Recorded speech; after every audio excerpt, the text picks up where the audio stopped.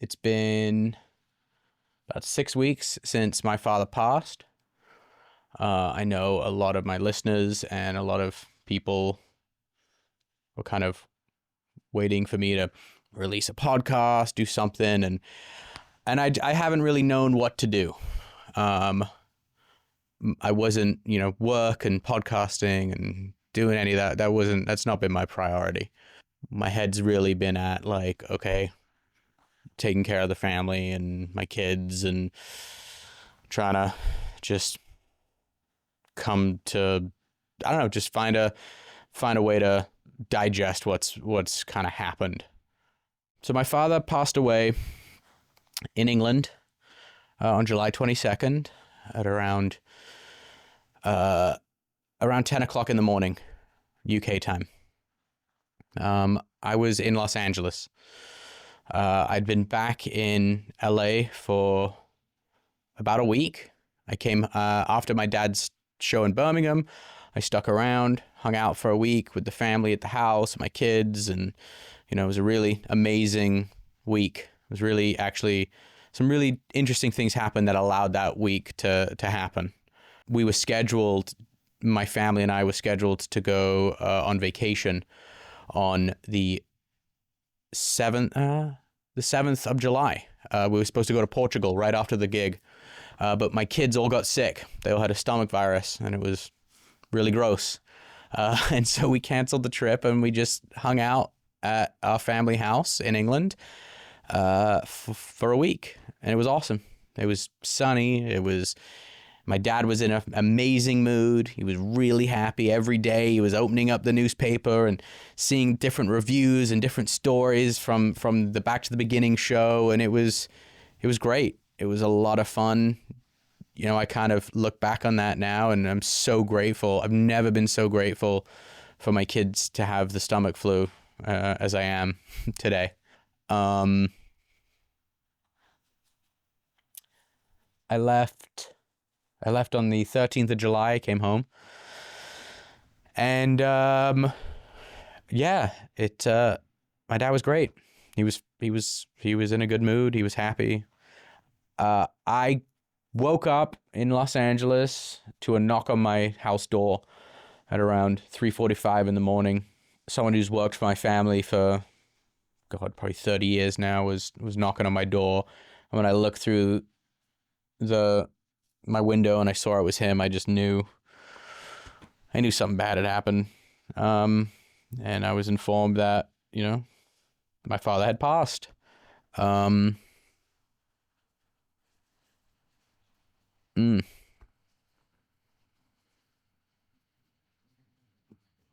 Yeah. So I immediately, I don't know, just pain, just sadness and pain, and just so many thoughts. You go through this of like, feeling sad and frustrated and angry, and like this part of you that's like, I have to get there right now. I have to. But there was a level of like, okay, he's not suffering anymore. He's not struggling. And that is something, I wish he was still here. I wish he was, still with us all, but he was having a rough go, and I think people saw that at the show. But no one expected it to happen as quickly as it did, and when it did, it was not anything that was on our radar. I know leading up to it, there was all sorts of stuff going around about my dad being, going to Switzerland, and some, was going to euthanize himself, and this was all planned, and this was it was not. Absolutely not. That is categorically untrue and ridiculous, and, my dad had, he was so happy that he did the show, and he was happy to kind of move into this next phase of his life. He wanted to spend more time in England. He wanted to spend more time with my kids. He wanted to spend more time with, just exploring different things as much as he could. I immediately got ready, when I could. I had a flight. My flight was booked instantly, and I flew to England that day. I mean, right when I got to the airport was when the news broke, and it was like, I mean, text and call and text like you've never I tell you what, I was so grateful though that I was on a plane to where my phone wasn't ringing. I was just getting texts, and so many people reaching out, friends of mine and colleagues, and just and it's really, that's something that has been really unique about this experience, is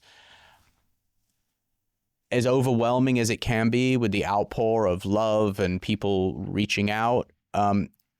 It's also been really validating, because I know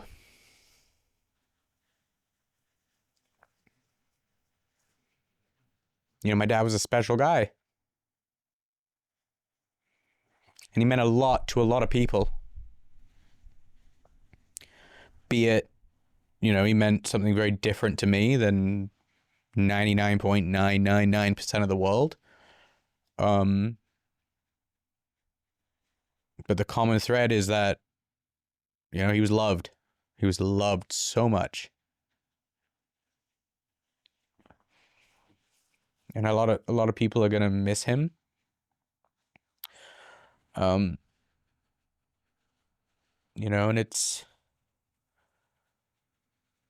there's this quote, I actually quoted this, and of all people that said it, and it's always stuck with me. I shared this at my father's funeral, and it was, there's an interview with Keanu Reeves. He's on some nighttime talk show, whatever, and they asked him, what do you think happens when you die? And he goes, I don't know what. Keanu Reeves' answer was, I don't know what happens when you die, but what I do know is the people that love you miss you the most.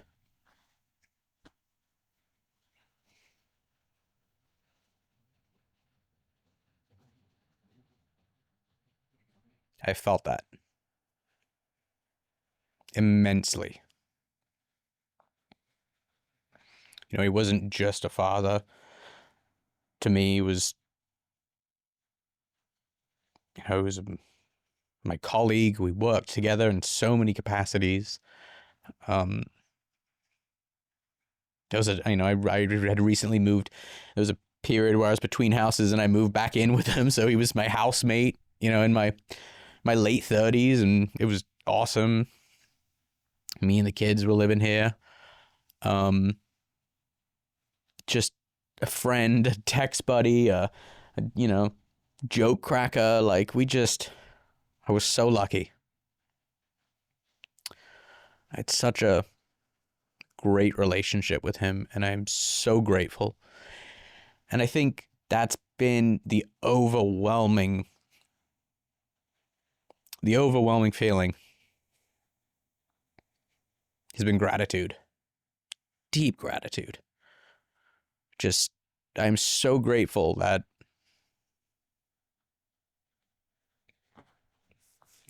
he was my father. And I'm sure people think, well, yeah, why wouldn't you be? But it's not, the material component of it is pales into comparison for the stuff that really, really made him a father. He was deeply complicated. He was funny and weird and awkward and clumsy and just hilarious and so insightful. I've said this before, but I think my father was probably one of the most deliberate people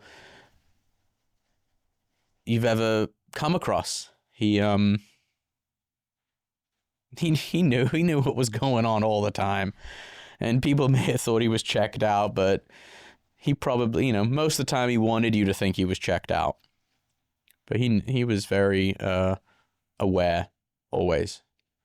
One thing that has kind of stuck with me about my father's exit was how, there's there is almost a perfection to it.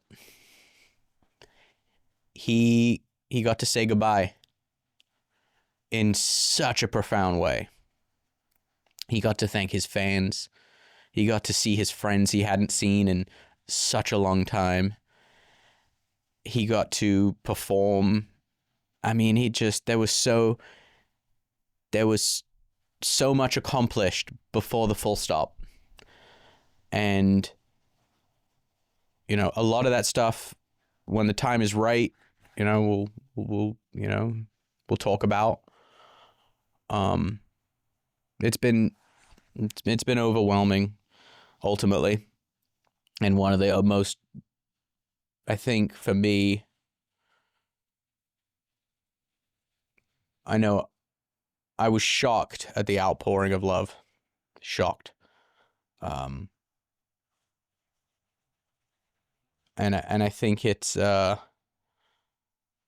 been beautiful. And as I said earlier, it's been validating to see that kind of outpouring of love, and everyone, and I mean this, you know, for people listening or watching,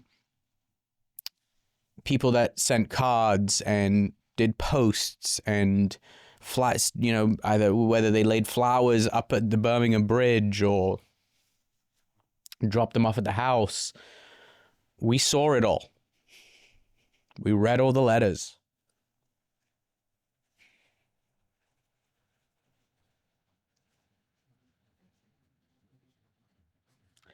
It was, it didn't go unnoticed. And, you know, I speak for the family when I say this, is that we are so grateful for that. And it meant so much.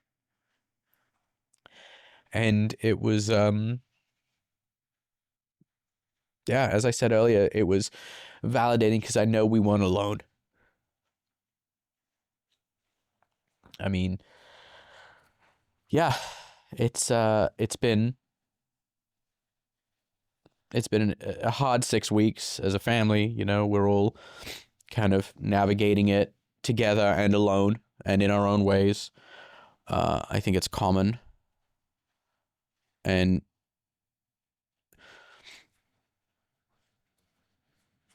you know, the price we pay for loving someone so much is grief, and is the pain of grief when they're gone. And I'm okay with that. I'm okay with that. I was with my wife after the funeral, and I was walking around the property, and I said to her, you know, it's really strange to be 39 and having an entirely new experience. Losing a parent is very, very difficult. And I didn't know what to expect when it came. But I am grateful for the experience, in that sense of I was able to be present for my family. I was able to support my family as best I could, and crack really inappropriate jokes at times, because Lord knows my dad would have. And it's been, yeah. You know, I think as I said earlier, there'll come a time, I think, where, you know, you'll hear from us as a family together. You know, we'll talk about things in more details. I'm not going to do that. I'm not going to share a lot of the personal stuff, the deeply kind of intimate parts of my father's passing and funeral. I wouldn't do that without my family present. But I guess ultimately the real reason for this podcast is just to say, you know, thank you to everyone, and let everyone know that the family is doing okay. We're hanging in there. We're doing, we're doing what we can to support each other and love each other, and yeah, my father's legacy will continue.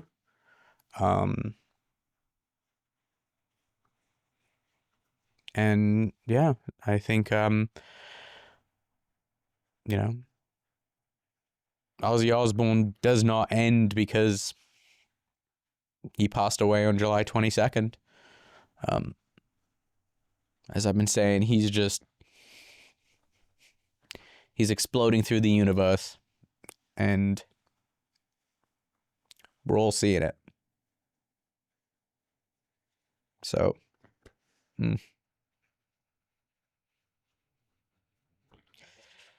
So I'll just end with this, thank you for the love, and we love you, and we'll be back to normal programming soon.